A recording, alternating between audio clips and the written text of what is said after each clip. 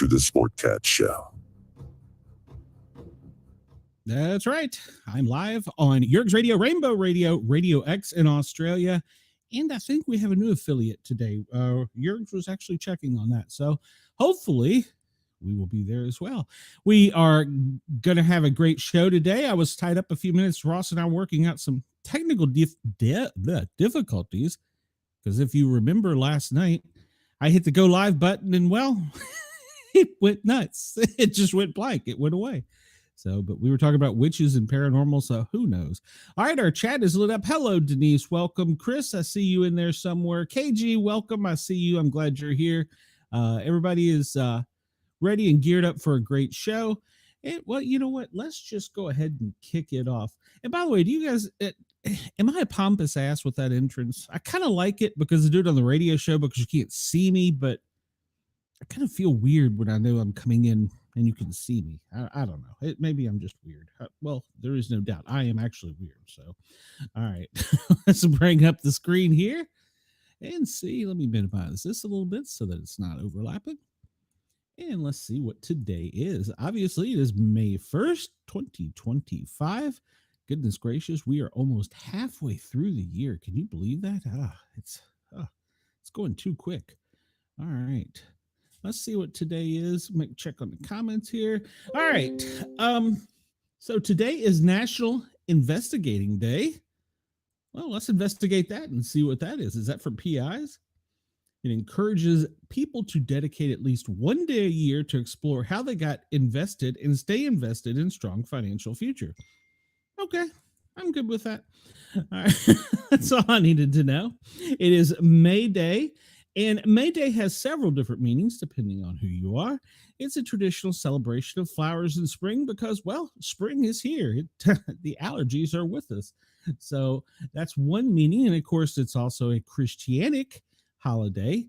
So everybody celebrates it a little bit different. There's also, we may get into it here in a minute.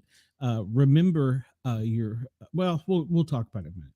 So the history, May Day is ancient roots dating back to Celtic traditions when the spring, I don't know what squeen is, spring equinox beckoned the coming of warmer days and called for celebrations filled with rituals that ensured fertile crops and livestock. You don't want your crocs to be fertile, so that would just be weird. It is School Principal Day. It is Law Day. Do not break the law day. Silver Star. Everybody should know what Silver Star is. There's plenty of Silver Star highways. National Day of Prayer. Our president is honoring that today. It's a national tradition. And it's Chocolate Parfait Day. National Mother Goose Day. Okay. When did we start giving these things? I mean, we had Potato Head and Bugs Bunny yesterday. Now we got Mother's Goose Day. Goodness. Yes, this is the one that I was talking about. I run this on my show, which is on the Thin Line Rock Station right about now. National Loyalty Day is, since 1955, every U.S. president has declared May 1st as a day to call on Americans to raise their flags, pray, and reflect on their heritage. The message of National Loyalty Day speaks of loyalty and freedom in equal measure, especially those who serve in the military, and I would actually argue first responders. And while the messages may stray, some in agreement on other topics, the central messages remain the same. So we want to be loyal to our country and remind everybody to pretty much remember that we are a free society here. So that's always a good thing. All right, let's see here. May 1st birthdays and events. Notable birthdays. Well, we're going to just cover people that we may know. Calamity Jane, American Frontwoman, and regular in Buffalo Bill's Wild West show. And what did National Investing? Chris says National Investing Day was founded by Charles Schwab. Shocker. Anna Jarvis. She is the founder of Mother's Day. Let's see here. Who else do we have? Kate Smith. She is a singer, first considered the first lady of radio. She died in 1986. Jack Parr, a comedian. I did not know this. He was the second host of The Tonight Show. Yeah, interesting. Joseph Heller. He wrote Catch-22. Great book. Art Fleming, the first host of Jeopardy. I did not know that either. Let's see. Evelyn Boyd Granville, the second Black woman to receive a PhD in mathematics. Mabel Smith, the singer also known as Big Maybell. All right. Max Robinson, the first Black network anchor in the U.S. KG, wasn't he in Washington, D.C.? Paul Tutor, founder of the Orange County Choppers, he's still with us. Sally Mann, a photographer best known for her large black and white photos. Tim McGraw, we all know who he is. Well, we should all know who he is. He's a country and western singer. Let's see. 1704 today, the first newspaper advertisement is ran in the Boston Newsletter. The first orthopedic hospital was opened in 1863. American Equal Rights Association forms in 1866. 1867, Black voter registration begins in the South. 1873, the first postcard was issued. But if you had that one, you have something to hang on to. That's probably worth some money. Pro sports trader Bob Rogers is the first recognized one in 1883. Let's skip ahead here. The Pan American Exposition opened in Buffalo in 1901. The iconic Beverly Hills Hotel, wow, I did not realize it was 1912 today, so it was open today. The planet Pluto is officially named by an 11-year-old girl. I did not know that. 1930. Now, am I wrong? Is it because I've heard it go both ways? Is it a star? Is it a rock? Is it a planet? To me, it's always going to be a planet, but I hear now they're teaching that it's not a planet. How do you just take your planet status away? Is there like a card or something? So 1939, Batman makes his first appearance in Detective Comics number 27. And let me tell you, if you have that issue, well, you are a millionaire. General Mills introduced Cheerios, and is later renamed Cheerios. And in the United States, they added fake chemicals. I'm being silly. That was in 1941. 1943, the U.S. implements food rationing in an effort to support the war effort. Do you think we're ever going to see that again now with the tariffs? And, well, we'll get into it. The use of radar is demonstrated for the first time to monitor commercial and private planes. Keywords there. Commercial and private. That means in 1947, the military had been using it and had it down pat. 1956, Jonas Salk polio vaccine is released to the public. In 1963, James Whittaker became the first American to climb Mount Everest. All right.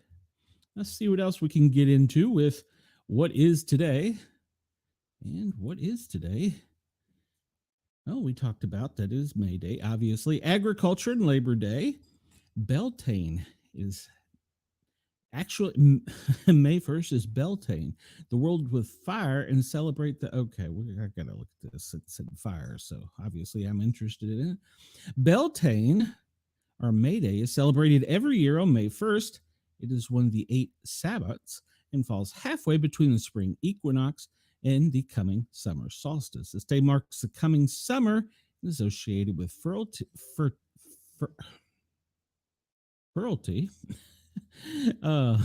You're fertility.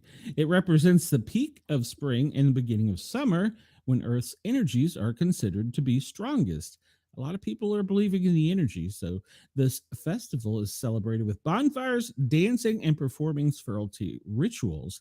In ancient times, the Celtics used to light 2 bonfires because they believed the bonfires would purify people and increase their fertility. People would also pass cattle between the 2 fires as they thought it would purify the cattle and ensure the herd's fertility.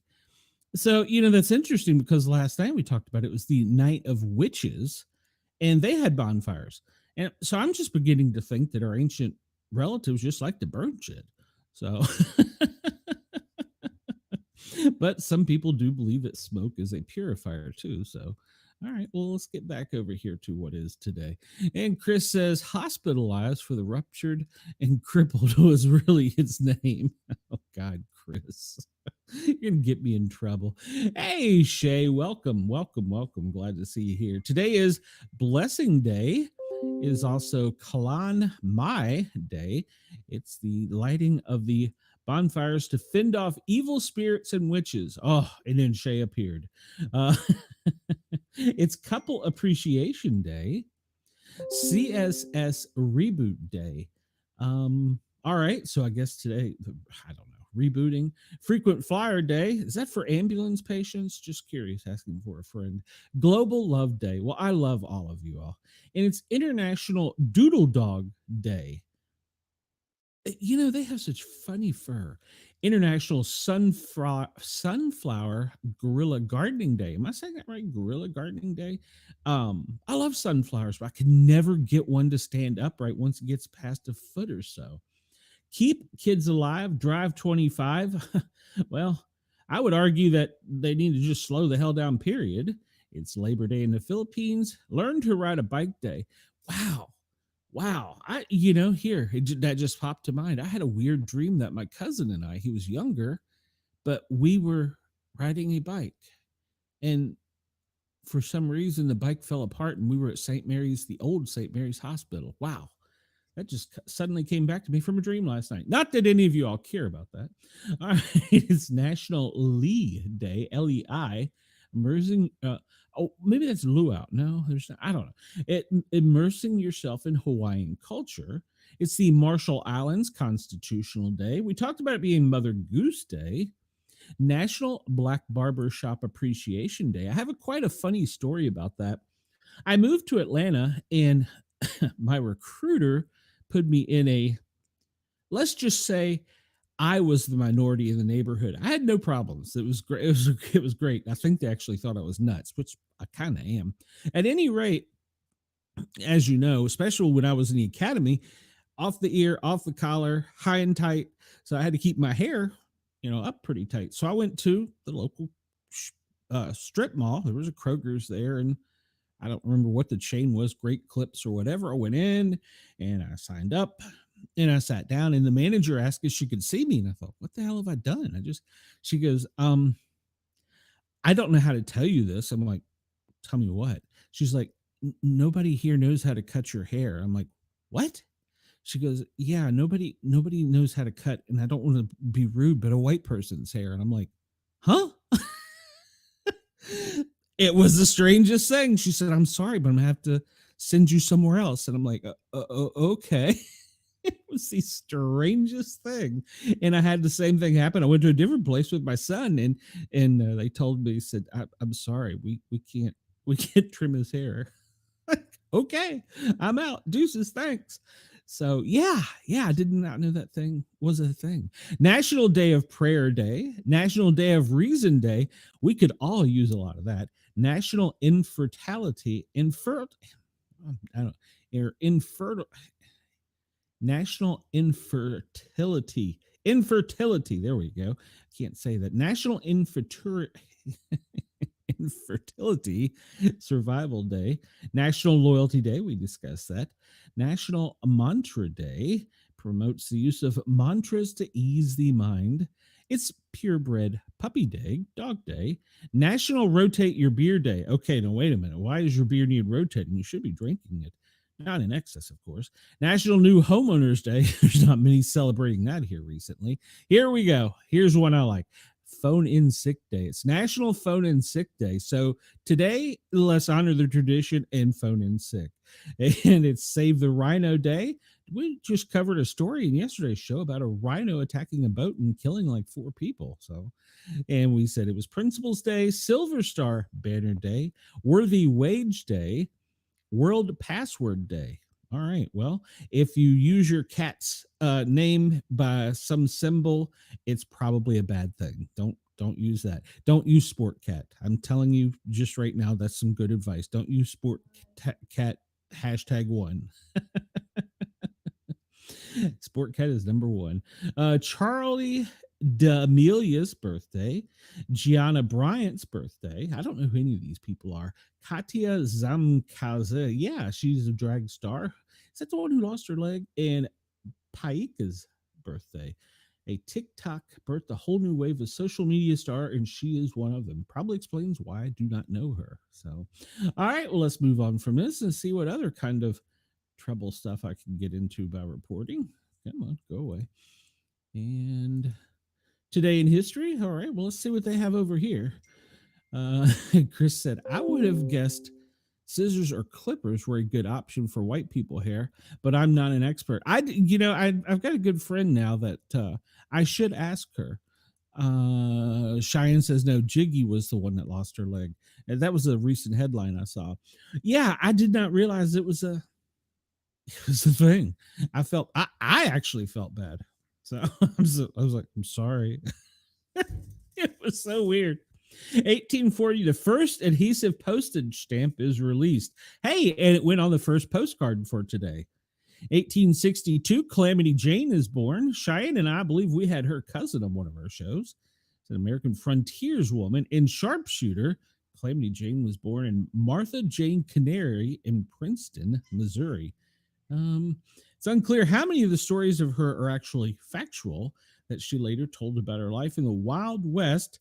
However, it is known that she settled in Deadwood, South Dakota in 1876, where she met folk hero, Wild Bill Hickok, and may have had a relationship with him. Later in life, Calamity Jane appeared in Buffalo's Wild West show and cemented her place in an enduring legend of the American frontier. And in this day, in 1931, the Empire State Building is officially dedicated by President Herbert Hoover. He dedicated to New York by symbolically pushing a button from the White House. Well, at the time, that was technology to light up the structure, the tallest skyscraper in the world at the time. The building took just 1 year and 45 days to build. That's impressive. That really is. They still are trying to rebuild the bridge in Baltimore. And in 1931, they built the tallest building at the time, which stood 1,250 feet. Wow.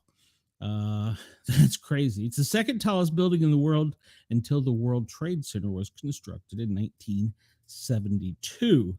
I do not know who Evelyn McHale is, but apparently today she jumped to her death from the 86th floor of the Empire State Building. I'm really surprised they published that. Just 4 minutes after she died, a photography student named Robert Weil snapped a photo of her body, which had landed on the car below, crushing it. The image is now known as one of the most iconic photos in modern history. Wow. I mean, I really can't believe they published that, but okay. Chandra Levy disappeared in 2001, launching a media frenzy over the 24 intern years' fate in her relationship with an older married congressman. It was discovered about a year later in a local park. I sort of remember that story. And Aaron Ralston amputated his own arm.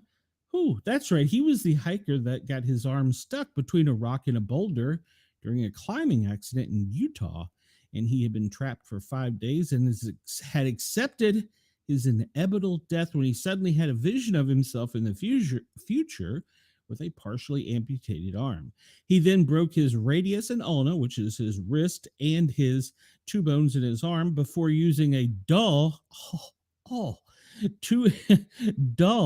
2-inch knife and pliers from the multi-tool he carried to cut through his own skin and tendons, successfully amputating his arm and freeing himself.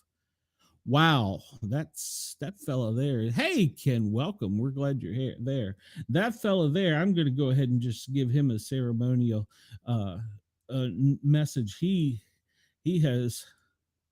No, for your information, I have full-size balls. To cut your own arm off with a rusty, dull pocket knife? Yes, you do. So, goodness gracious. Cheyenne says, I mean, it would be accurate. Yes, all right. Calamity Jane is related to Cheyenne. Okay, that's what she's talking about. All right, today in history, we'll check in over here real quick before we get on with, I don't have many news stories today. Nothing too crazy in my world is going on. 1701, Acts of Union come into force, uniting England and Scotland to form the Kingdom of Great Britain. And let's see, the formal publication Species Planetarum by Carl Linnaeus, the formal start date of plant taxonomy, which is where they name the plants, adopted by the International Code of botanical nomenclature. And there is, we talked about it, the very first stamp. Penny Black, the world's first adhesive stamp, is issued by the United Kingdom. In 1886, U.S. general strike 8-hour working day begins. U.S. general strike for 8 hours. Okay, so they were striking for that to happen. And we talked about the Empire State Building. In 1941, Citizen Kane, directed by Orson Welles, very famous himself, and also starring himself, was today. It opened in theaters in New York City. In 1786, Wolfgang Amadeus Mozart, not the one that we know, the younger generation, he did Rock Me Amadeus. This one actually had The Marriage of Figaro. It premiered in Vienna with Mozart himself conducting it.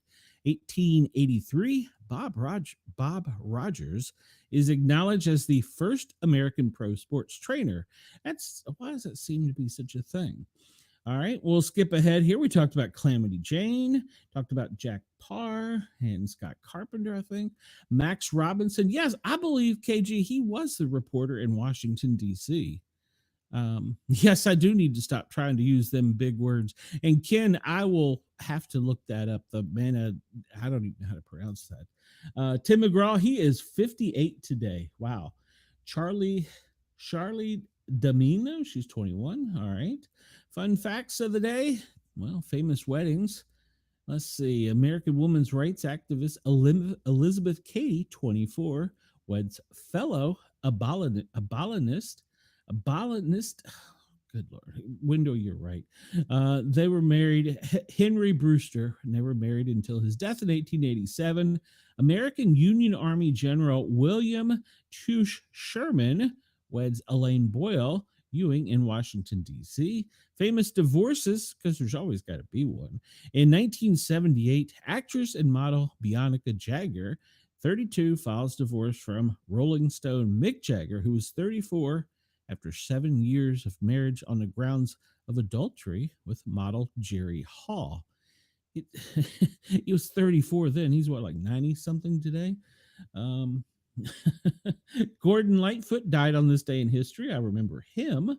I'm not familiar with any of these others. Strike a light. I've created flames. John Walker liked to experiment with chemicals in his pharmacy. To his surprise, when one mixture he scraped burst into flames, the match was born. Interesting. May 1st, 1859, the match was formed by a pharmacist. Famous popes. We're going to be talking a lot about popes, so I'm just skipping that topic for now because starting next week, in 6 days, they will be going into, was it Claimanshire? They're going into where they pick the pope. All right, this story is coming to us from the AP. If you're a baseball fan, you saw that a man who fell 21 feet from the Clemente Wall at PNC Park during Pirates game is in critical condition. Pittsburgh, a man who fell from the 21-foot high Clemente Wall in right field at PNC Park during Wednesday night's game between the Pittsburgh Pirates and the Chicago Cubs. Chris, did you have something to do with this? Remained in critical condition on Thursday morning. And Chris says it was horrific to see. Well, you're about to see it again. Right after Andrew McCutchen hit a 2-run double in the 7th inning to put the Pirates ahead 4-3, players began waving frantically for medical personnel and pointing to the man who had fallen to the warning track. The fan was tended to for approximately 5 members by both the Pirates and Cubs training staff, as well as PNC personnel before being removed from the field. The team issued a statement shortly after the game ended, saying the man was transported to the trauma center at Allegheny General Hospital. Pittsburgh Public Safety, which includes Pittsburgh Police and EMS, posted that the incident is being treated as accidental in nature. Pirates manager Derek Shelton, Cubs manager Craig Counsell both alerted the umpire crew of the situation immediately after the play.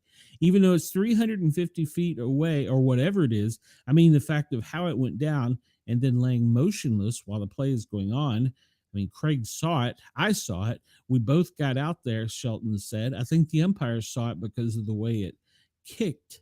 It's extremely unfortunate. That's an understatement. Players from both teams could be seen praying, and McCutcheon Field had held a cross that hung from and McCutcheon held a cross that hung from his neck while the fan was taken off the field.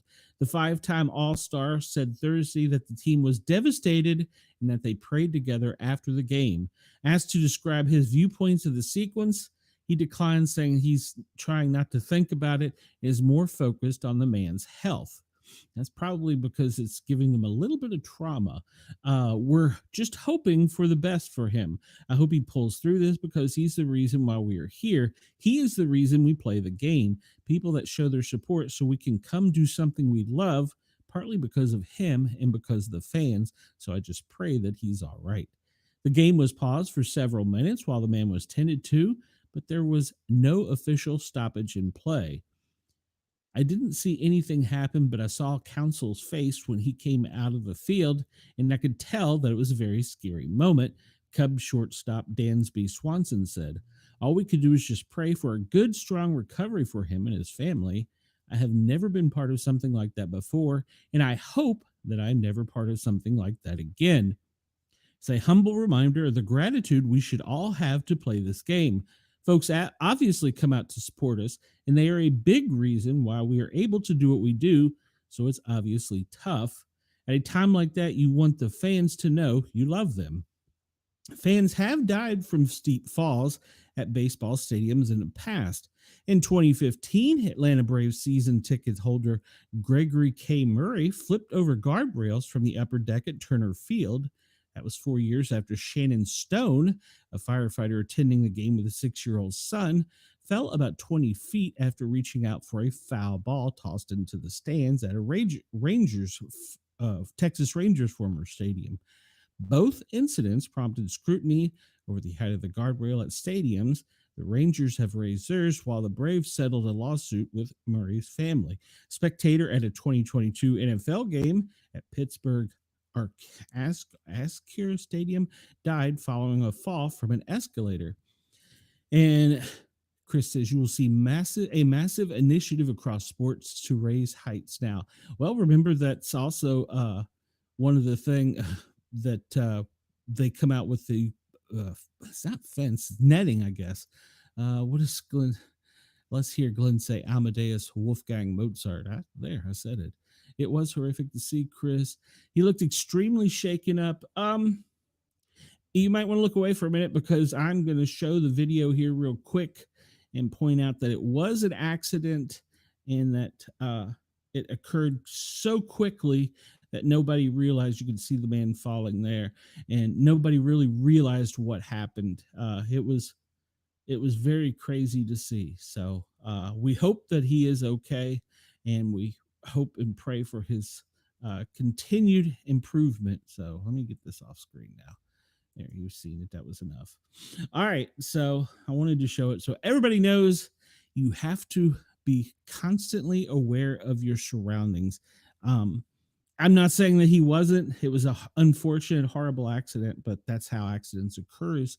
That one moment where we are distracted. So everybody, please try and remain vigilant and aware. All right, this story comes to us from Zero Hedge, and it kind of reminded me of the Star Wars. I don't remember what they were called, but it's a super bike for the sky, and it emerges out of stealth mode. A super bike for the sky has officially emerged from stealth mode, drawing striking parallels to the iconic speeder bikes from the 1980s sci-fi classic Star Wars, Episode 6, Return of the Jedi. Poland-based startup Volnot unveiled a single-seater, jet-powered hover bike that clocks in at speeds of 124 miles per hour. Speeders, yes, speeders. So my question is, did the military already know about this? The future single-occupant vehicle is a realization of a bold concept often portrayed in sci-fi movies. This is where the inspiration came from many years ago, and time became the obsession with its creator. The company wrote in an emailed response. Volnut noted that the airbike's extremely compact size and no spinning propellers, it can travel through most confined areas with ease. The startup dripped a lesser video of its release on Friday. Get ready to unveil the world's first real speeder bike, air bike, transforming science fiction into reality. Stay tuned for the official launch video soon. Now, here's my thing: is the military going to come out and say that this didn't that this we know about these? We're taking control of these. Stay tuned for the official launch video soon. Meet the air bike, your personal hover bike straight from the future. The Volnut air bike flying motorbike is a breakthrough in personal air mobility.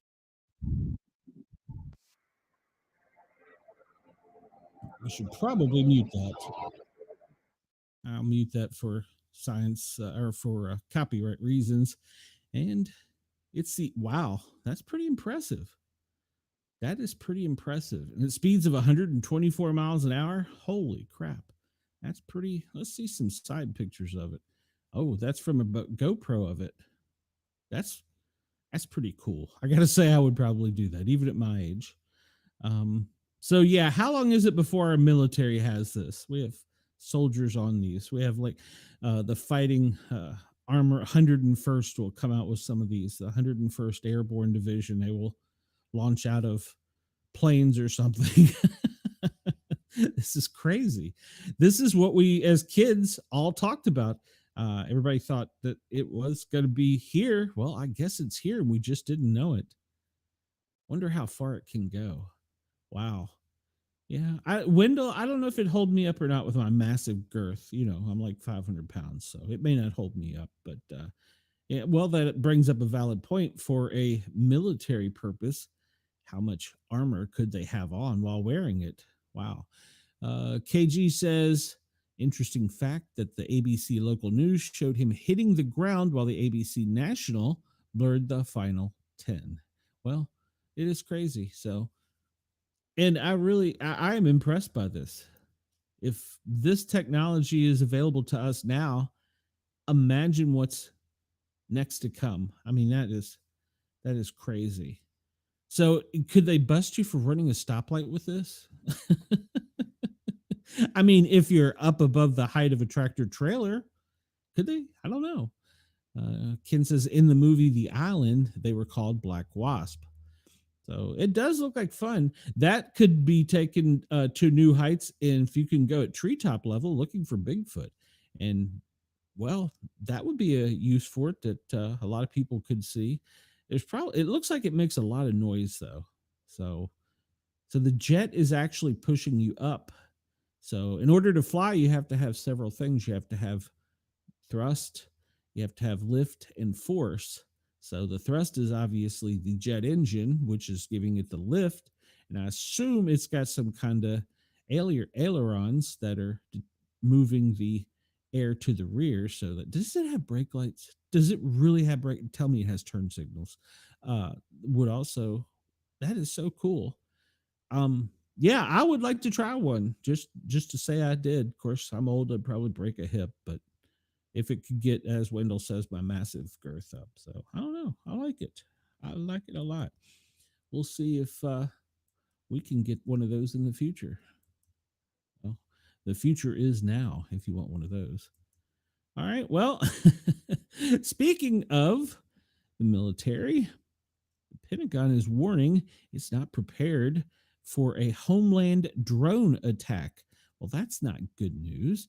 NORAD Commander General Gilead has signed a new standard operating procedure for base commanders to deal with drones, citing the hundreds of drones that flew around military sites last year. Remember, that got awful quiet. Defense officials warn that the Pentagon is still unprepared to defend its installations but say a new standard operating procedure and expanded authorities could help. Mass drone incursion over Joint Base Langley Eustis in December of 2023 reminded us that the homeland is no longer a sanctuary, and should our adversaries choose to deploy drones for surveillance or even attack, we would not be prepared to adequately defend our homeland and are only marginally capable to defend our military installations. Rear Admiral Paul Spiderko, Vice Director of Operations for Joint Staff, said Tuesday during a House Oversight Committee on Military and Foreign Affairs. The mysterious drones that swarmed over Langley Air Force Base in Virginia in 2023 raised questions about when commanders can legally take down drones and how the military should coordinate with various agencies that oversee U.S. airspace. In addition to Langley, Spiderko cited drones incursions at Plant 42 in California, Pickaninny Arsenal, and Naval Weapons Station in Earle, New Jersey. The Pentagon reported 350 drones detected last year at over 100 different military installations, a number that continues to rise. This is why they're so quiet about it. They said it was us. Maybe it wasn't. Maybe it was those new bikes. Officials have been hesitant to confirm who is behind these flights, but some lawmakers have pointed to work of foreign adversaries like China or Russia, while some defense officials have pointed to local hobbyists. Representative William Timmons from South Carolina, the chairman of the subcommittee, called the drone incursion a coordinated effort by our adversaries to collect valuable intelligence and surveillance from our most sensitive military equipment. While Spadero stopped short of naming specific instances, the adversarial spying, he agreed that U.S. adversaries have demonstrated that they will use this type of activity for unauthorized surveillance for espionage. Part of the Pentagon's struggle to respond to these incidents lies in challenges both with our ability to implement a relatively untested interagency coordination process. Mark him, acting Assistant Secretary of Defense for Homeland Security and Hemispheric Affairs, said during the hearing. And in an effort to address some of the confusion, he said that General Gregory Gilliard, head of the North American Aerospace Defense Command and U.S. North Command, published a standard operating procedure last month, essentially a guide for base commanders to request assistance from U.S. Northcom when there's a drone incursion. The DoD last year announced that Northcom will serve as the synchronizer, integrator, and our coordinator of counter-drone efforts.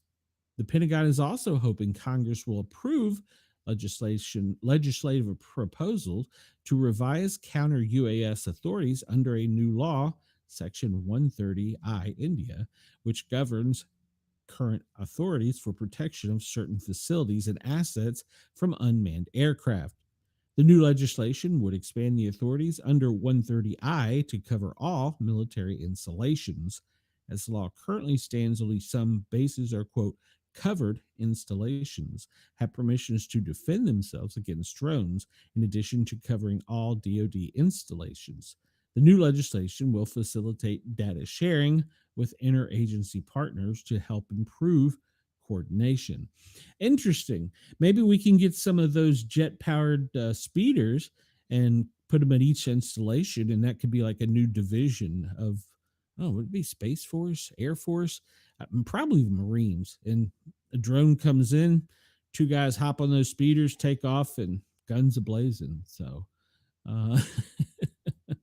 Chris says, maybe we can give the Pentagon another $1 trillion, and they would be more prepared. But no, they'll just lose it and then find it later. True story. So, all right. Next story we're going to talk about, and we'll cover this again later, is a major U.S. city woke up today, rocked by an earthquake. It was felt by thousands. In an area that doesn't get earthquakes. A 3.9 magnitude earthquake hit just outside Utah's capital city Thursday morning, says the USGS, detected a tremor at 6:11 Eastern Time, with the epicenter located in Independence, about 43 miles southeast of Salt Lake City. More than 2,200 people within a 45-mile radius reported feeling the shaking. The epicenter sits atop the Wash Fault, which is one of the most active and studied fault systems in the U.S. The Wash Fault is capable of producing a magnitude 7.5. Locals have shared their experience on social media, many saying their homes shook for a few seconds during the quake. Dr. Darby Bailey from Draper said she felt the initial earthquake and several other small rocking aftershocks. No injuries or damages have been reported. So it was centered just to the southeast of Salt Lake City, and apparently it was felt for a large radius. They said that they reported feeling weak to light shaking from Thursday's earthquake. It struck at a depth of roughly 7 miles, it's 7 miles deep. Tremors were also felt in Drapier, Provo, Lee, and West Jordan. The quake occurred along the Wash Fault, a 220-mile long fault system stretching from southern Idaho to northern Utah. Known formerly as the Wash Fault Zone, the WFZ, the system consists of a series of fault segments rather than a single continuous break. A report from Earthquake Engineering Research Institute outlines a worst case scenario. Wendell, you'll like this. A magnitude 7.0 earthquake along Salt Lake City segment of the fault. The entire Salt Lake Valley and surrounding area will experience a strong to severe shaking as a result of a Salt City segment rupture, they shared. The tremor would trigger landslides, rock avalanches, and cause the ground to sink. Salt Lake is home to more than 2 million people. An estimated 8,400 households will be displaced, and 52,700 individuals will be seeking shelters, researchers said. So there you go, Wendell. That's worst case scenario. Depending on the time of day, there will be an estimated of 2,000 to 2,500 deaths, an estimated to 7,400 to 9,300 people will be injured and need hospital care. The number of available hospital beds will be reduced from 4,790 to 3,200. The report estimated that there would be a total economic loss of more than $33 billion with a B dollars. A 5.7 earthquake rocked Salt Lake City in 2020, knocking out power to tens of thousands of homes, shutting down the city's airport, and bringing the light rail system to a halt. The epicenter was just southwest of Salt Lake City, Utah, and an estimated 2.76 million residents felt the quake, USGS reported. Residents reported the Okay, let me stop here because I lost my place. The epicenter was just southwest of Salt Lake City. An estimated 2.76 million residents likely felt the quake, according to USGS. Residents reported feeling shaking across a 100-mile area, with the heaviest impact in Salt Lake County, officials said. People reported feeling the quake in the neighboring states of Colorado, Idaho, Wyoming, and Nevada. There were no reports of injury, but the tremors knocked local power to nearly 55,000 homes and businesses, said the utility Rocky Mountain Power. Property damage was reported at rescue mission of Salt Lake City, where a wall collapsed, sparking an evacuation, according to KTVX. The USGS said the earthquake hit at 7:09 a.m. and was about 2.5 miles north of Magna, a township in Salt Lake County, which is located 10 miles away from Salt Lake City at a depth of 6 miles. At least six aftershocks were recorded. The immediate aftermath from the main quake and more were expected throughout the day. The quake damaged the Angel Moroni statue atop Salt Lake City Temple, the Mormons' church's largest, knocking a trumpet from the angel's hand. A church spokesperson also said that some of the temple's smaller spire stones were displaced, according to the Desert News. In Herriman, just south of the capital city, bricks from the facade of the Silver Crest Elementary School fell in front of the main entrance. Cracks appeared in bricks of the facade of a Salt Lake City bank building, and rubble appeared on sidewalks in front of an unoccupied building under construction, according to social media posts. Wow, so that was a few years ago. So they're saying that the next big one could be coming to Salt Lake City. So, all right, what do we got in the chat here? Denise says a man was raped today. A man was raped today in a train in New York City. Okay, we'll try and find out about that. And yeah, nobody is safe. You're right, Chris. You were right. I saw before coming on there was a barricade somewhere in New York City, but I don't remember where. We'll just kind of hit over this real quick because it's going to become headline.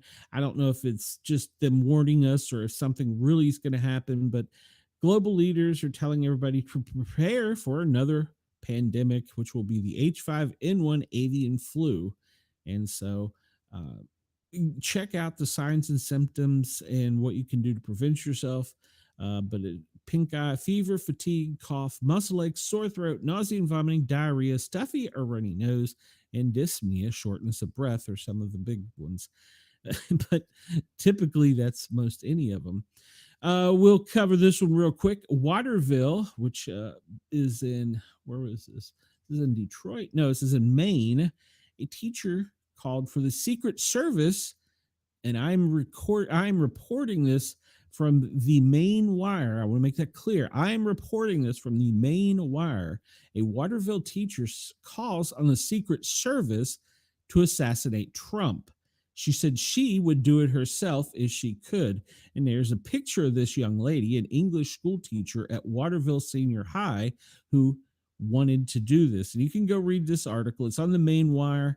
I'm pretty sure she's going to get a visit from some men in black, as she should. All right. SpaceX Texas hub may soon become the official city named Starbase. So they're looking to rename a city where the SpaceX hub is. That's interesting news. And then this one just broke as I was coming on. With AI on the rise, Texas House passes bill requiring more transparency in political ads. Of course, this is in Texas. And a lot of people are saying that this will get you arrested for making memes. I don't know. It seems a bit far fetched, and they're saying it's an invasion of our, or not an invasion, but it's a violation of our constitutional rights. But I think that it's all a good idea to put AI on anything, really. If you're going to have an AI thing, you should report it. You should say this came from AI. It's smarter than us, right? All right, so everybody, top of the hour, we are live on Yerg's Radio, Rainbow Radio, Radio X in Australia, Right Talk Radio, and hopefully a new station. So welcome. It's top of the hour. What we do here is we are the anti-prepper you're going to die channel. We tell you why you're going to live another day. Yes, Daddy's in charge. Sportcat is in charge. We go over some of the president's daily briefing, and we also talk about things that are going on in the world. So please hit the, thank you, Denise. I'm looking at the screen. Please hit the like button. That thumbs up really helps it get spread out over YouTube.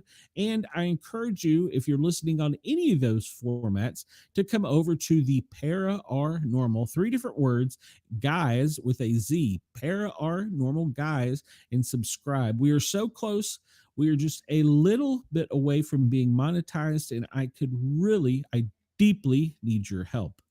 All right, so this is the FEMA National Watch Center's daily operation briefing, the same one the president gets, except we don't get the secret squirrel stuff, which I want so badly. So if you get secret squirrel stuff and you want to, I promise I will not tell anyone except my 2 viewers. Well, Wendell, Denise, Chris, and KG. 4 viewers, sorry. I will only tell them. I'm being silly. Today is Thursday, May 1st, and this was created at 8:30 a.m. Eastern Time. And the National Current Operations Monitoring, well, they say there's no new significant incidents and there's no new declarations, but we're monitoring a severe weather. They're calling it a slight risk. I would say it's a little bit more than that. Southern Plains to Great Lakes, and flooding, which could be moderate to major, especially in Texas. Texas has been getting hammered, as well as Oklahoma. Southern Plains and flash flooding is being considerable in Puerto Rico. We haven't talked about them in weather. We often forget about them. So from the National Weather Service and their portion of the briefing, they say that northeast Texas and, well, part of the Panhandle, but pretty much all of Oklahoma can expect some severe thunderstorm extending to almost all of Louisiana and southern Arkansas. That will move to northwest Georgia and pretty much central Alabama later this afternoon, and it could cause a possible tornado. The other chances are pretty much from central Tennessee, Nashville, straight up, well, no, not straight up, to the northeast, where they're calling for up all the way up into Pennsylvania, the chance for severe thunderstorms. Now, yesterday there was a lot of tornadic activity reported, but the Weather Service has said that it was more of a wind event because there were not enough that reached the threshold for a EF1, which I think is 75-mile-an-hour winds. A few of them had winds as high as 110, but not all of them reached that level. So strap your trampolines down. The National Weather Service is trying to say that it wasn't as bad as we think. But as of May 1st, we're also entering into severe thunderstorm season. So here we are. Welcome. And the next 2 weeks are going to be wild, folks. So Friday, we can anticipate that same section of Texas, maybe even a little bit to the further west and deeper south, extending all the way over to Louisiana and maybe northwest Alabama, maybe Tennessee, a little bit Arkansas can expect some severe thunderstorms, but they say they're not tomorrow. The energy will not be there. That high pressure coming down from Canada is finally going to get that bow that it's been trying so hard for on the Saturday. And it's expected that anywhere east of the Mississippi, all the way up even to the northeast and to the deep south, the Route 1 corridor from Key West to Maine could expect some showers, while over on the other side, the west side of the Mississippi, from Texas all the way over to California and then up the coast, you could anticipate some rain, maybe spotty here and there. And we still have that dirty S word for the Yankee dander in the higher elevations of Washington, Oregon, and Colorado. My friend in Colorado sent me pictures of white fluffy rain, as she called it. It snowed in Colorado yesterday, but it didn't last. This is the severe weather outlook has been a little disputed today, depending on who's your source, but we can anticipate northeast Texas, most of Louisiana, in part of Arkansas to get some significant weather. Later in the day, that is going to shift up into Kentucky when that bow really finally gets down further and up into the upstate New York, West Virginia, Pennsylvania area. So keep your eyes open on that. Friday, the intensity isn't going to be quite as strong as it's still pushing to the northeast, but Texas will once again stand that slight risk. And of course, Saturday, our day off, pretty much east of the Mississippi, you can expect some scattered showers. And as that bow makes its effect from pretty much deep Texas up to Oregon, actually up to Washington, you can expect some spotty showers. But the big thing is the temperatures are going to drop significantly. Some places, maybe even as much as 20 degrees.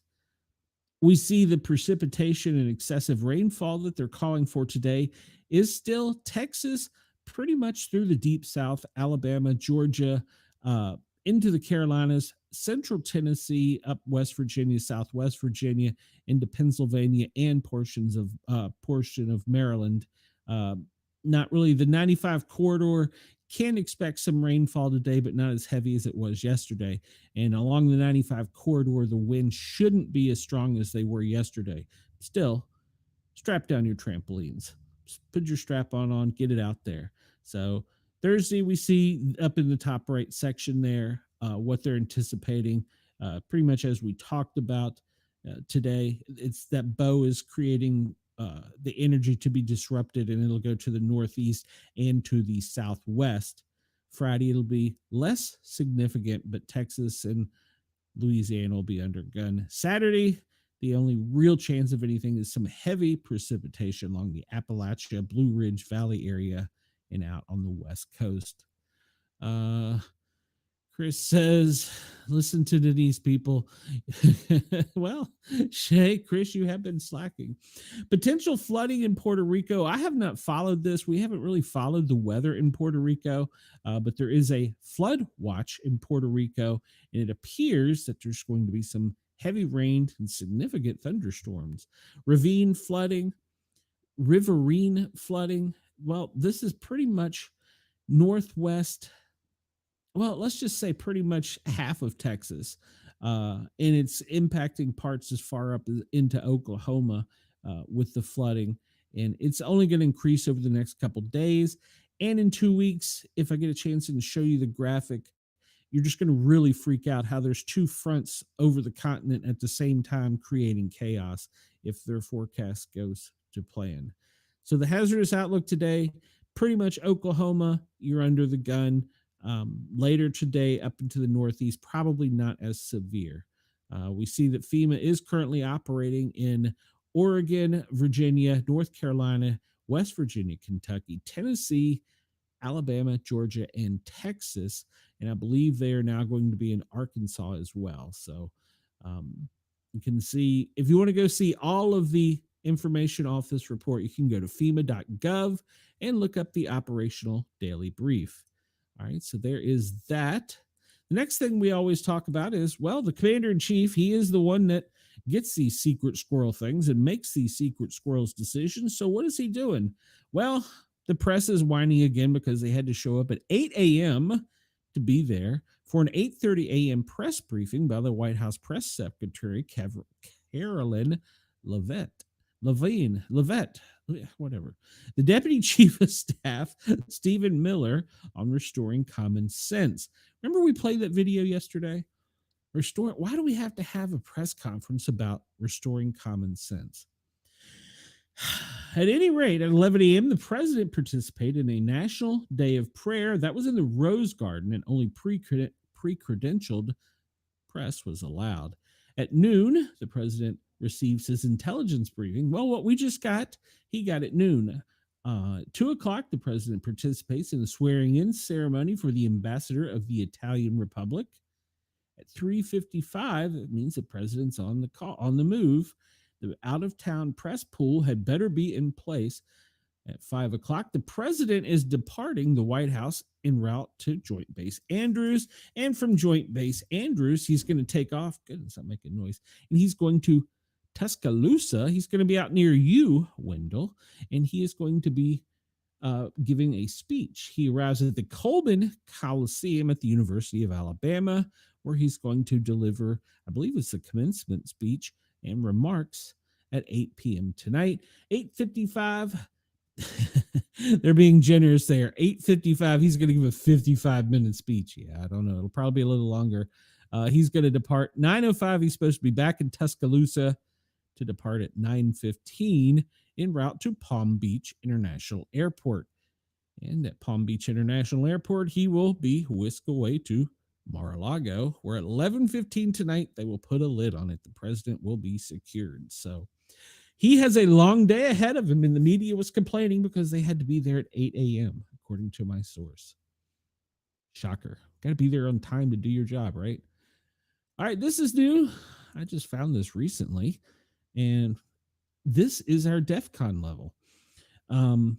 I guess we should go over what the DEFCON level is. It's the level of threat that the country currently faces, and we are currently at a DEFCON level of 3. And well, let's go into it. The current DEFCON operations open source intelligence estimates that it. Now, remember, we don't technically know what the DEFCON is. The government doesn't tell us because they don't want to scare us. Chris says, when somebody came up with the idea of a press conference on common sense, they should have been immediately dismissed. I so want to steal that video from Open Talk yesterday and use that as my opening. I may actually email them and say, can I please use this for a while? It was funny. And it would probably aggravate a lot of people, but it was just funny in general. So, all right. So we don't know the actual technical DEFCON level. That's a military secret, a government secret, but we can kind of ascertain from things what it is. We don't believe that it warrants, according to this source, they do not believe it warrants a DEFCON level 2 because Vladimir Putin has ordered nuclear deterrent forces on alert. So we're on the cusp. And if it changes, they will let you know. You can go to this site and look at it. It's a private open source. I'm not reporting anything classified or top secret or nothing like that. If you give me that information, I will only tell my 4 friends on YouTube. So I promise. If it changes at any time, it will be reflected in the alert status with regional newspapers or news pages, news sources, basically. So the reason for the level of change is because most likely to be targeted by terrorist attack based on research and data. And I'm just reading this for any military or spy operation that wants to watch my show. I'm just merely reading this from open source that New York City, Washington, D.C., due to their symbolic appearance and history of prior attacks, Indio, California, during the Stagecoach Festival, which was April 25th to April 27th, that has passed due to the potential for high casualty. Major metropolitan areas such as Los Angeles, no specific threats have been identified at this time. The list will be updated periodically as potential threats are assessed. The US or the UK has issued a travel warning to the US stating that terrorists are, quote, very likely to carry out attacks, including mass shootings. Now, remember, that is from the United Kingdom telling their people that there's a travel warning to the United States. Keep that headline in mind. Alerted additional area globally at risk. Israel, Houthi forces in Yemen continue to launch ballistic missiles towards the country. Ukraine, due to the ongoing conflict with Russia, and experienced 68% of terrorism deaths. And it's a hotspot for terrorist activity. Nigeria saw a 34% rise. Afghanistan is currently under Taliban governments. We, under a previous administration, handed them the keys. Somalia, Al-Shabaab remains active, but it says deaths have dropped 43%. Wow, that was nice. Myanmar, terrorism has surged after the 2021 coup. In Niger, ISIS affiliates are highly active. We could possibly get some kind of retaliation because if I had to guess, we're going to make the Houthis pay for our jet that we lost overboard with the tractor. The top 10 countries most likely to suffer a military attack currently: Ukraine, Israel, Lebanon, Yemen, Iran, North Korea, South Korea, Taiwan, Russia, Saudi Arabia, and other Middle Eastern countries from the Houthis. All right, so upgraded specifically today, this is what I wanted to get to, but I had to kind of get you there. The current geopolitical climate: the United States continues to carry out 24/7 strikes on Houthi locations in Yemen. In the current political climate, we recognize that our commitment to neutral and factual reporting often draws criticism from differing viewpoints and across the political spectrum. We understand that not everyone will agree with our content, but our primary goal remains accuracy. If you have any concerns about something we've reported, we encourage you to share your feedback rather than disengaging. Your input helps us dig deeper. And I'm reading this from the open source DEFCON reporting. Below are recent alerts that are periodically updated. And one came out just as we were about to go on air today. Essential alerts to Intelligence Office: clear and concise view of global dynamics, free of political sensation. And you can go to the site and subscribe to get every alert right to your mailbox. But the China on April 30th, China naval operations around Taiwan, Japan, joint Balikatan 25 regional exercises, deploying forces to respond to Chinese activities around islands exacts a considerable toll on Taiwan's resources and finances, creating a cumulative burden. All right, so this is the one that flagged out right as we were going live. It came out late overnight, but they finally hit the event. Widespread outages. Visa is reporting 571 incidents in the last 24 hours at a peak at 5 a.m., primarily affecting debit cards. So basically what they're saying is that your Visa or your debit card may not work. Multiple services worldwide, including Visa, YouTube, and PayPal, are experiencing significant outages as of May 1st. 571 the last 24 hours at Visa, and with a peak at 5 a.m., primarily affecting their debit cards. Other services, AT&T, Netflix, have been showing disruptions, including potential large-scale issuing impacting digital and financial infrastructure. So this was coming out right as we came on. So obviously they released a little late because they don't want to scare everybody, but your Visa and debit card may not work. So there you go. All right, that is it. I will keep an eye on this, but you can go to, let me give you the page, defconlevel.com, and you can sign up and get alerts, and you can read all about them. I actually encourage you to, because we're going to kind of keep up with this website and see how accurate their reporting is. But they said a couple key things there, so keep an eye on that. All right, let's get back into weather, something a little less doomy and gloomy. Chris says, War Games taught me all about DEFCON levels. Yeah, it did. Shall we play a game? We're at that now. We have flying motorcycles. That's so cool. All right, so I'll leave that alone for a minute. So look here at this map. We can see they've actually changed a little bit from the one that was reported earlier.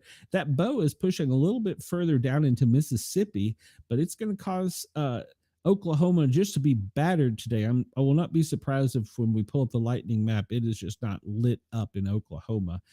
Down from just north of the coastline of Texas, you can see that there's some severe storm activity. Now they're predicting that line is going to continue straight across all of Mississippi and up central Tennessee, probably at the base of the Appalachian Mountains, if I have to guess. Northwest Alabama, and probably later today when the bow presses onward, northwest Georgia, and then it'll move over towards the Carolinas. But can expect significant thunderstorms, possible tornadic activity. This little high spinning out here has been trying hard to keep this, but the one down here has kind of give way and moved further to the northeast. So it's going to allow this cold front from Canada to come down and create the energy. Tomorrow, as we see that Texas, you're still under the gun. I hate to report that to you. Mississippi and Louisiana, central Tennessee as well, under the gun for some severe weather. Flash floodings, heavy rains, pretty much from northeast Oklahoma down through Texas to the Panhandle, including Louisiana. You can expect some considerable rainfall. Day 3, it lightens up a little bit. That front still not completely made its all the way through, but the high has disappeared off the coasts and down in the Gulf of America. So that only a little low right there that's not as active is going to keep across from the Mississippi east up and even up the Route 1 corridor from Key West to Maine, spotty showers, and then back over.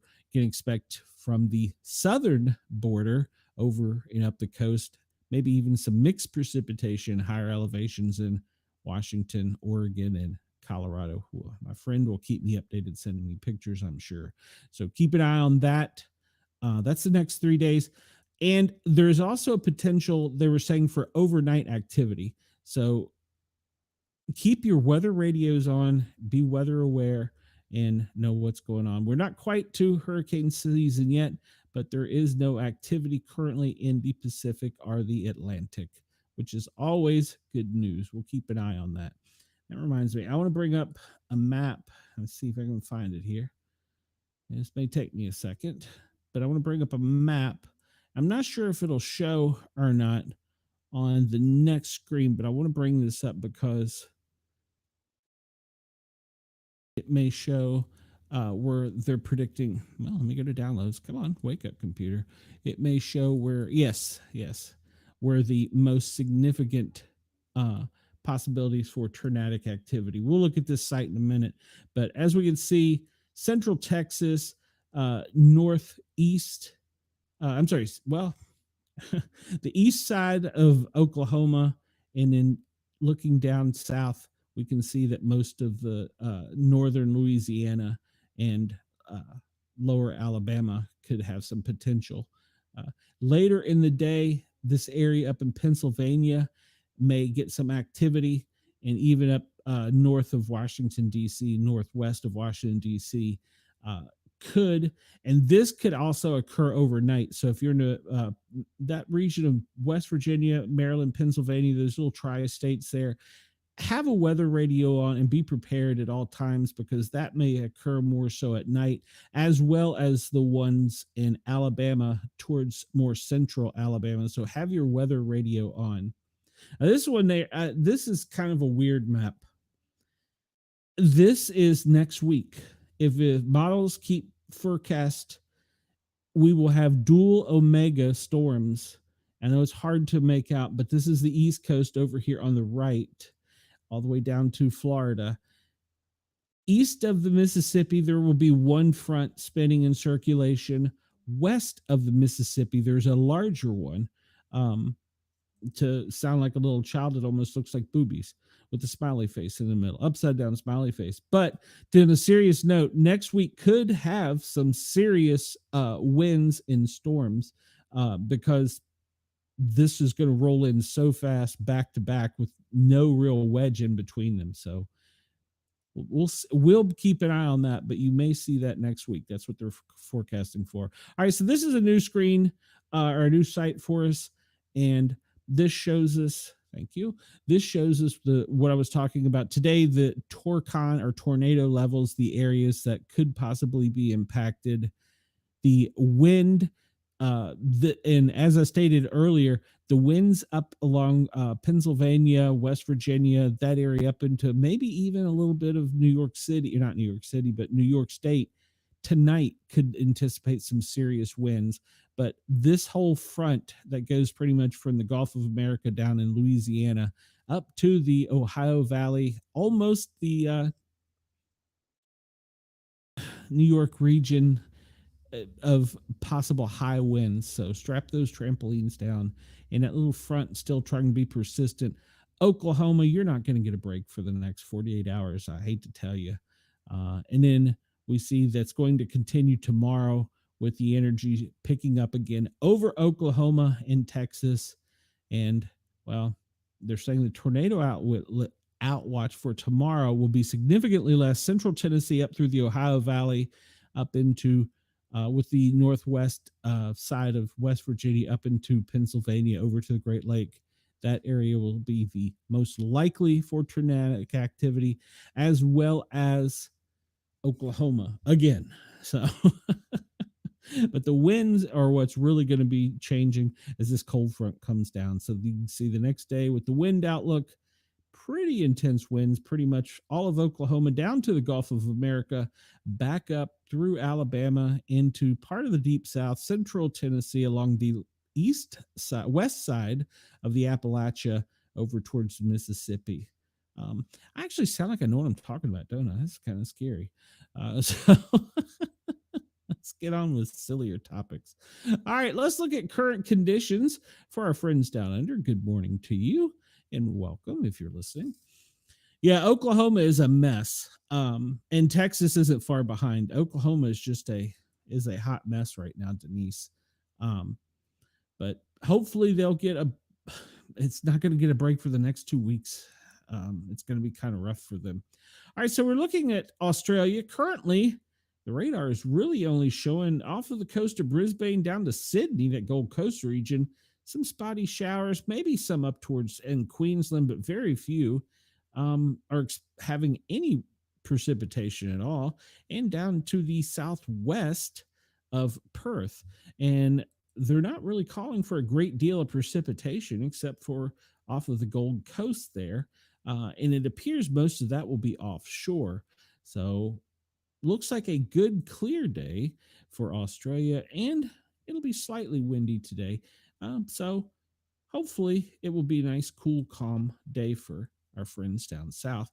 Currently, we're in degrees here because I am set up that way.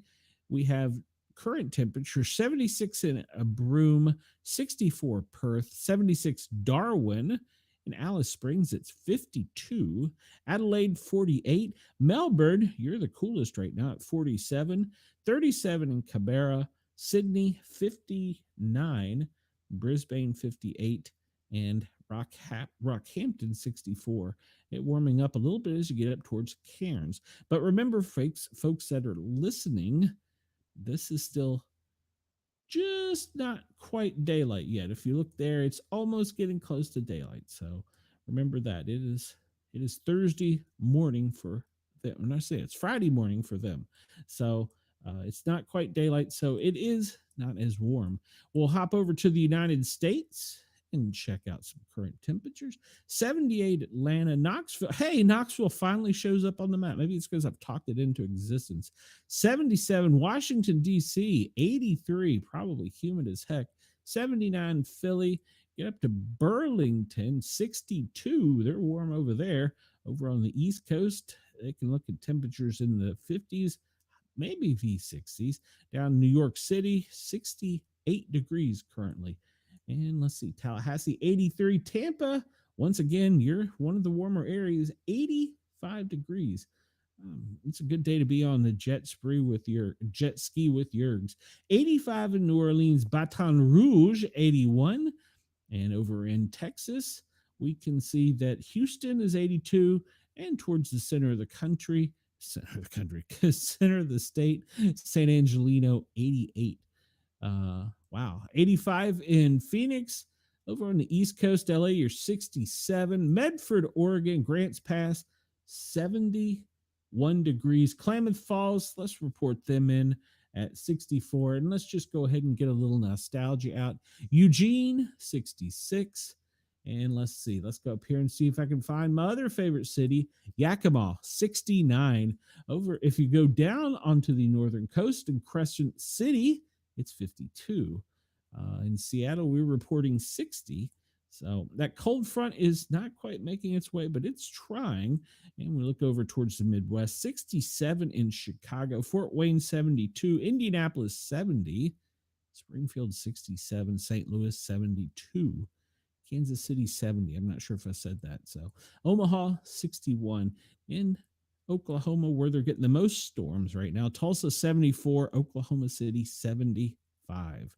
So it doesn't surprise anybody that the actual temperatures where the most storms are is higher. All right, so let's look at the humidity. We haven't looked at it in a while. No, it's only 51% in Washington, where it's 57 in Atlanta.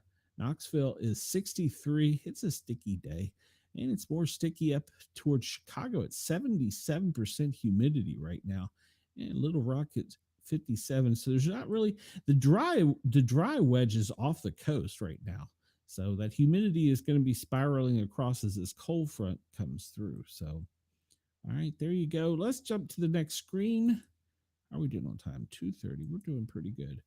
All right, so this is courtesy of GEMA, Georgia Emergency Management Agency. It's live radar with current warnings that are up. The blue dots are earthquakes. We'll cover those in a minute.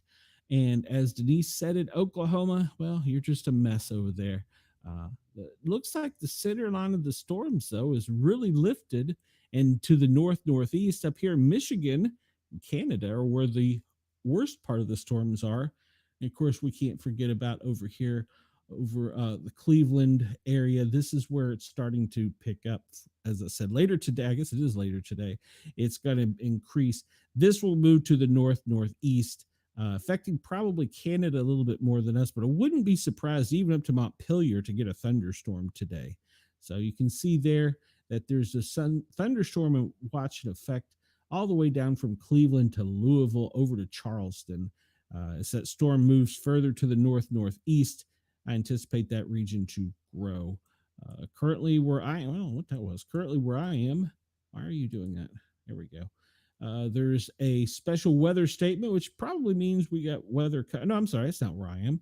Louisville, Frankfort, up in that area, there's a special weather statement. Down where I am, central, mid-Tennessee is where most of the storms are. Down in Georgia, looks pretty clear for the moment, but later today, I anticipate them to get a little bit of that rain stuff. All right, Chris, what are the odds? We're going to get a Weather Warn. I love this site. You can go to Weather Warn and check out and get all the updated weather warnings in real time. And you can also see test messages coming out of Maryland. So at 1425 to 1435, they did a test message. Please disregard. Special weather statement in Colorado.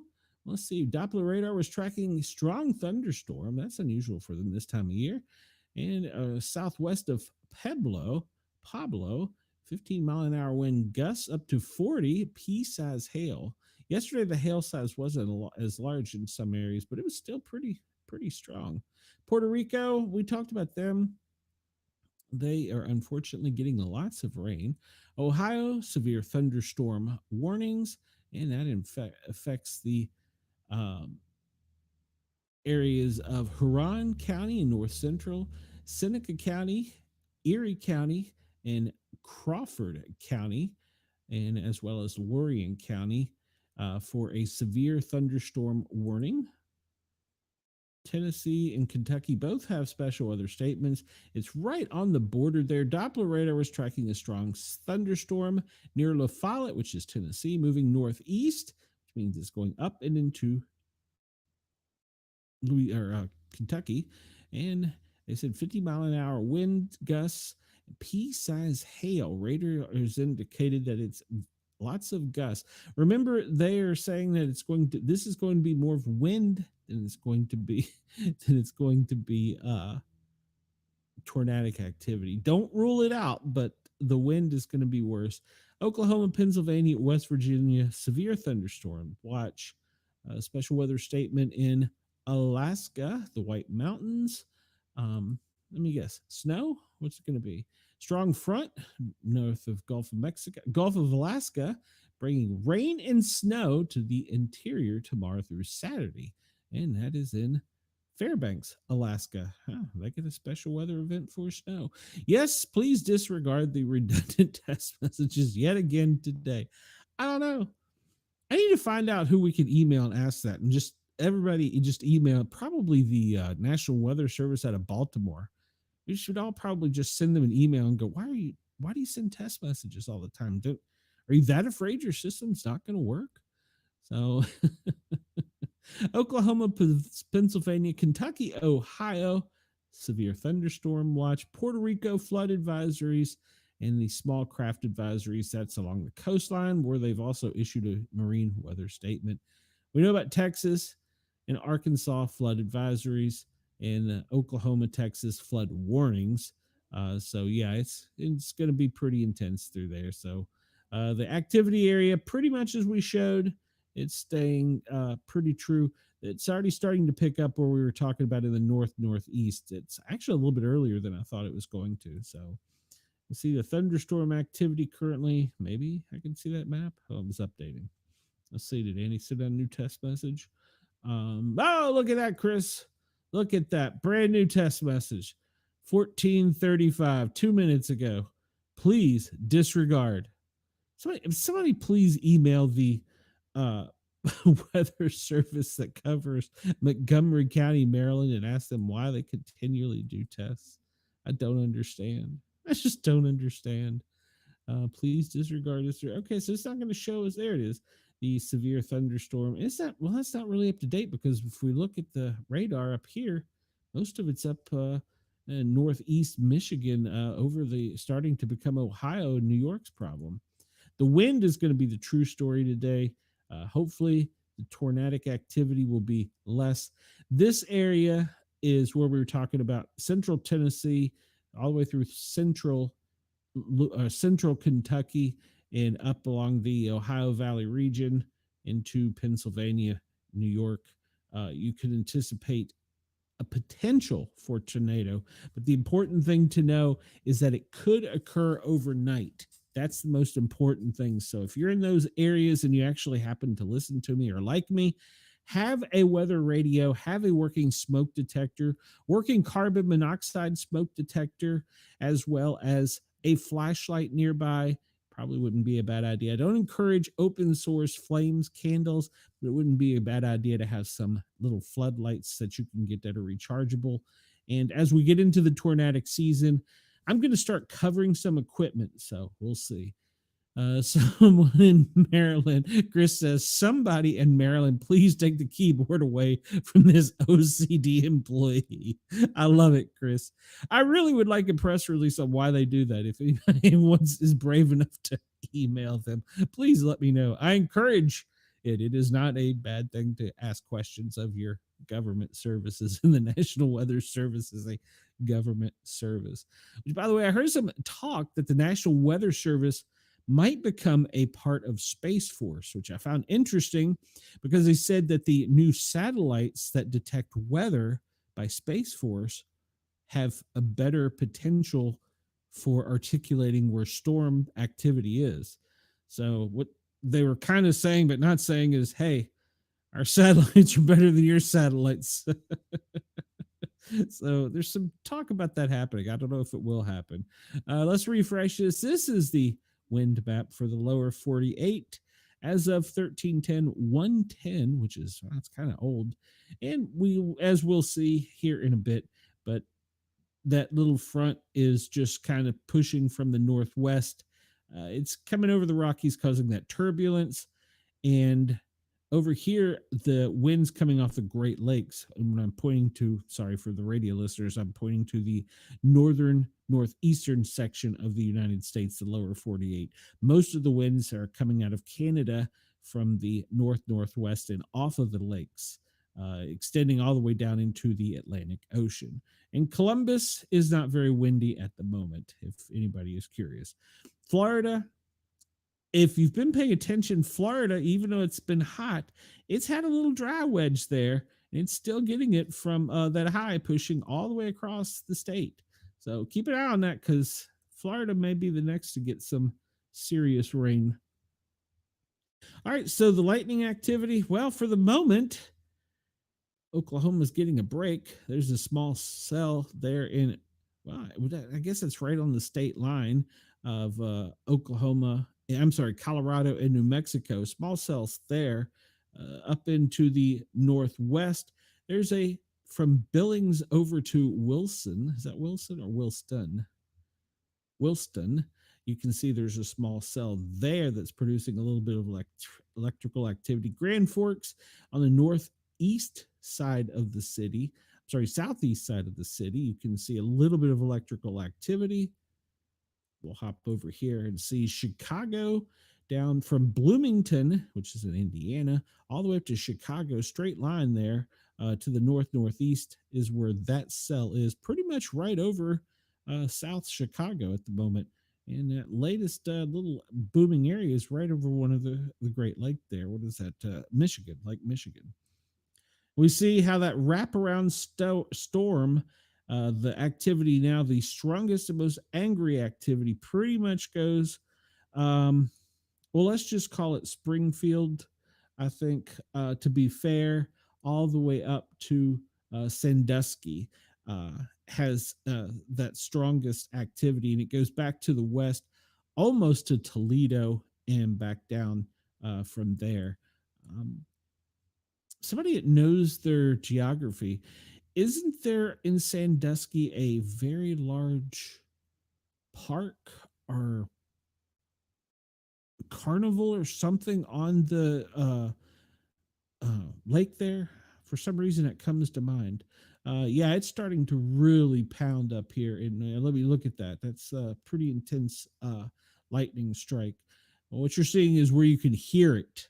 So you see how loud that one was. That was a pretty intense strike. That one come down right at the what is this? The county line between Huron and Ridgefield Township.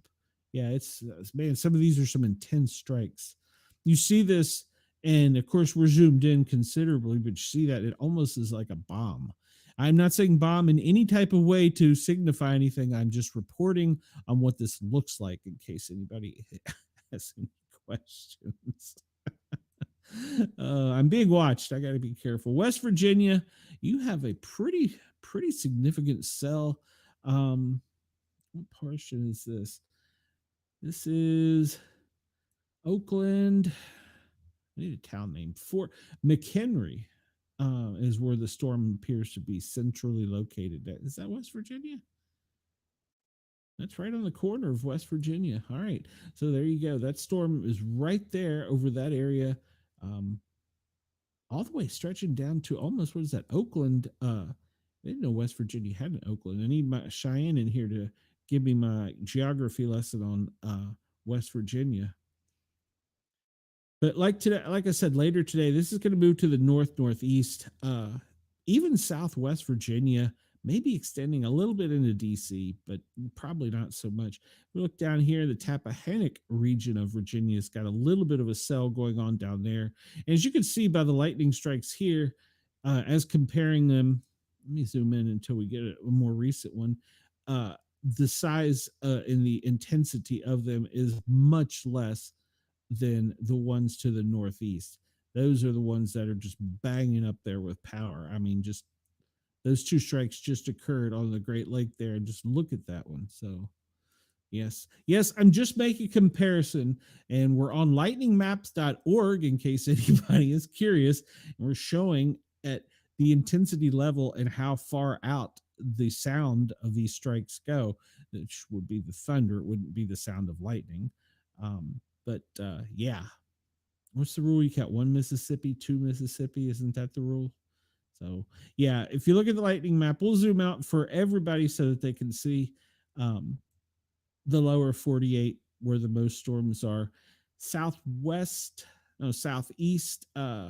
Montana, a little bit of the southwest of South Dakota, some cells there. Pretty much the Detroit region to the east over into Hamilton, Toronto, and is going to move over to Buffalo here in just a little while. And Charleston, West Virginia, you can see West Virginia's under the gun. South Carolina's got a little activity down there, as well as Alabama and Mississippi. But I don't think theirs is quite to the intensity level as that was up to the northeast. It's pretty impressive. Let's zoom out here and see, check on our friends in Puerto Rico where these strikes, those are over the Atlantic. Get my bearings straight here. San Juan, Puerto Rico. We see that most of the lightning strikes are currently off to the southeast, more towards the Virgin Islands. So it doesn't look as well. I take that back. No, this is Port-au-Prince. This is Haiti. It took me a second to remember my geography.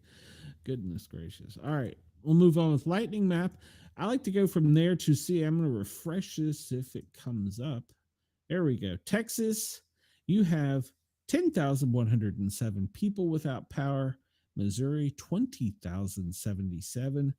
Pennsylvania, 215,052.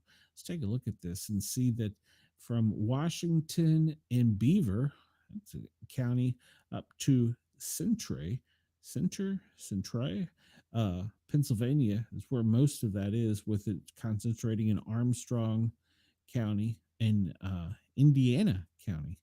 So yeah, make this larger for everybody here so you can see it. But that's, and down in Texas where most of it is, you have 369 in Baylor, and in Kinney you have 6. That's interesting. So that can't be right. Okay, it just changed, I guess. Uvalde County, 452. Where was I? Oh, I was okay. These are the blue. I was wondering what was going on. Oh, there's 6 people out. There's 10 people out in Bastrop. Goodness. That's not funny, I guess. But all right, so there you go. I don't like this because they do not show Puerto Rico. I really wish they would show Puerto Rico. They show the Virgin Islands, but they do not show Puerto Rico. And they show Hawaii and, of course, Alaska. I wish Puerto Rico was on that. KG says here in rural Virginia, we're expecting rain today, just today. Now it's 75% chance for the next 5 days. Yep. Next 2 weeks are going to be a little bit weather crazy and lots of rain. Let's look at our air quality and see what we're looking at. Because of most of these storms, the air quality is not as bad where it is not storming. Florida right now, your air quality isn't that great, but you've been in that dry area, and then along the coast of Texas, it's not that great. But you look down to, well, the Chesapeake Bay region south of Washington over to the Backside of the Blue Ridge isn't that great either. Cincinnati, well, pretty much the Ohio Valley down into Louisville isn't that great as well. So yeah, your air quality is not that great. Along the coastline of California, about the same thing. We see that pretty much daily. The air quality over there isn't that great, even with all the electric vehicle stuff they have. Up into Alaska, you're not looking too bad. Down into Puerto Rico, I don't see anything, but we will zoom in on a bigger map here in a moment. And let's hop down to Australia and see if we have anything reported for y'all.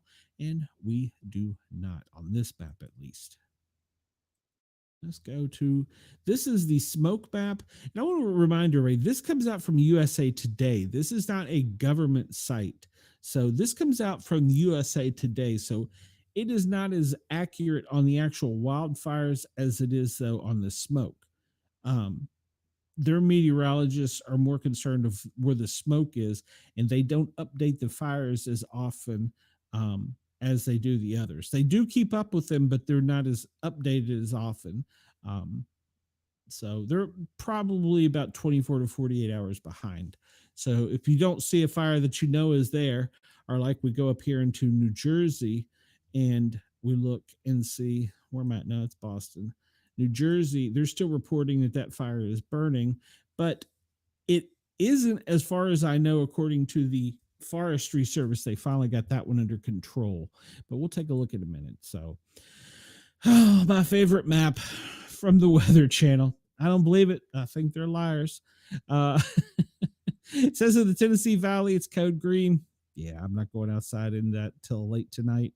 Up along the I-81 corridor, all pretty much the entire I-81 corridor from the Tennessee state line up on the Blue Ridge, Rocky Mountain, Blue Ridge Parkway up into Washington, D.C., that whole 81 corridor going up in Pennsylvania, even Gaithersburg, code red. Orange if you're in West Virginia. To the east of that, it's kind of orange in Southwest Virginia into the tip of North Carolina. Midwest, where you're not getting the most significant weather, is where it's code orange. Code red to the southwest of that. So, all right, aches and pains map. Once again, I don't put a lot of faith in this because I don't know how well you can predict it other than just saying your bones hurt. But that is showing us that most of it is in the Northeast, but more of it is in Canada. Could be because they just had a election. I don't know. Maybe we'll see. All right. So this is the international air quality map. And we can see the entire globe. Of course, it's in flattened form here. Not that we believe in flat Earth, but this shows us the wind directions with the pollutants. And it also gives us, for later when the sandstorms really kick up, it'll show us how they interact with our weather, which a lot of people don't understand. Specifically, they were talking about the blue rain in California. Well, if you look, that blue rain is because it's getting winds from the Orient to over on this side of the map, where I can't really show you, are coming into California with their pollens. So they were reporting blue rain and saying the government was spraying them. I don't think that's the case. I think it's the pollen and the algae mix from coming down from up into the Northwest. But if we look, pretty much as we always see, north of the equator is where most of the pollutants are. South America, you're kind of dirty all over. Africa, right through the center of the continent there. Niger, Chad, Sudan, all the way up into Saudi Arabia. The air quality there is horrible with pollutants. That stretches all the way over into Asia. So Australia, you're looking pretty good. A little bit, and that's from the smoke from the wildfires, but it's not too bad. So Australia, you should have a pretty decent air quality day. Let's hop along here because we're about to run out of time. And this is our favorite AI map. If we just had a video of this all the time, I believe I could probably get viewers. If I could get this, if I could come up with a program that would display this all the time with it slowly rotating, like this. I think the globe rotates this way. I think that'd be kind of cool. Just slowly, where you weren't even noticing it. I think that would be kind of cool. We don't see any tightly formed winds really anywhere in the northern hemisphere. We'll drop down here south and see what we got in Australia, because they were concerned about two little ones to the north of them, and I don't see anything tightly formed at all. So, all right, let's get out of that. And why did you just do that? Current fires. I want to skip through this today, if you don't mind, because there's not a whole lot of news there with current fires. Nothing new and major. It's pretty much the ones that have been burning. They're getting a handle on a lot of them. Space, pretty much today, nothing major. The aura is not changed for the next 24 hours from what it's been for the past few days. It's pretty consistent with models we've seen. But I want to get into this new thing I found here. I'm going to update this. So this lists, I think I have the filter set right. Let me make sure. All earthquakes. So this lists all earthquakes up to date, up to the moment. I just refreshed it. So 5 minutes ago, Vancouver Island had a 3.1. I changed the threshold. You can see now we're getting 1.5 showing up in Turkey. I changed the threshold so that we would know, because a lot of even in the south here where I am, get smaller ones that barely make the scale. So I changed it to see if we could get anything. I like this site. This is called Last Quake. You can Google it out and find it and set your settings to see where the last quake was. And I believe, no, it's USGS will send you an alert when they've had some activity within X amount of miles of you. I think it's predetermined, like 25, 50, 100, etc. But I changed this setting, and I like this because you can see even the little quakes, and it's pretty much in real time. So I like that. And then I also found this other map from USGS. It shows the volcanoes. The green are normal. The yellow are advisories. And you can see, the spur. We've talked about that one. And then down here into the Alaskan Islands, or some that I like this on the USGS. So I've pulled this up. We're running out of time here today, so I didn't get a chance to really show you this. And that's pretty much the map of earthquakes and volcanic activity over the past 24 hours. Let's move on here. I'm running out of time because David Beckmeyer is coming up. Let's just skip ahead and see where the cyber threats are, because we know that, as we were talking about, coming online, the threat was for our visas, our PayPal. T-Mobile was having a attack. So you can go to downdetector.com if you think you're having a problem with one of your services and check it out. It's pretty accurate. We can see here on Bitdefender, which is the real-time cyber threat map, that the U.S. is getting peppered from Asia constantly.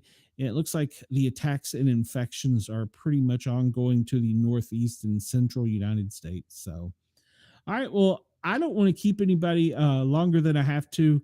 I appreciate everybody for tuning in. I appreciate Yerg's Radio, Rainbow Radio, Right Talk Radio, Radio X in Australia. We appreciate your support. We can now get the Para Our Normal guys to you. We are live on the East Coast, United States, 9 p.m. Eastern till 11 o'clock. And each week we have two guests. Last night, if you want to go check it out, Australian fans, since you may not have gotten the whole show, you can go watch it on YouTube. Para Our Normal Guys, 3 words, Para Our Normal Guys, spelled with a Z, and check it out. We had a Yowie hunter researcher from Australia. She was a great guest. Our first guest was an amazing guest, the Granny Appalachian Witch, Pat O'Keefe. She's a great guest, great human being as well. So she is one of those deep Southern United States women. If you go to her house, you're going to get apple pie and sweet tea, and you're going to sit at that table. So great lady. I appreciated her. You can go back and watch that on tape delay on YouTube. Coming up next on Yerg's Radio, Rainbow Radio, Right Talk Radio, and Radio X, David Beckmeyer is coming up. So I want to thank everybody. and have a great day. Yes, Chris, you were right. And I want to, before we go, I want to thank everybody that came over and joined the chat. Thank you. I appreciate your input. You keep me going. Some days more so than you really know. So thank you all for everything. I appreciate it. I love you. Everybody have a great day. I'm going to cut the feed and we are going to get out of here. Thanks again, guys and gals. I will see you tomorrow at 1:00 Eastern time. And I'm just going to take and put that up there because I can. And I will see you soon. Everybody have a great day. Sportcat is out. I need a button for that.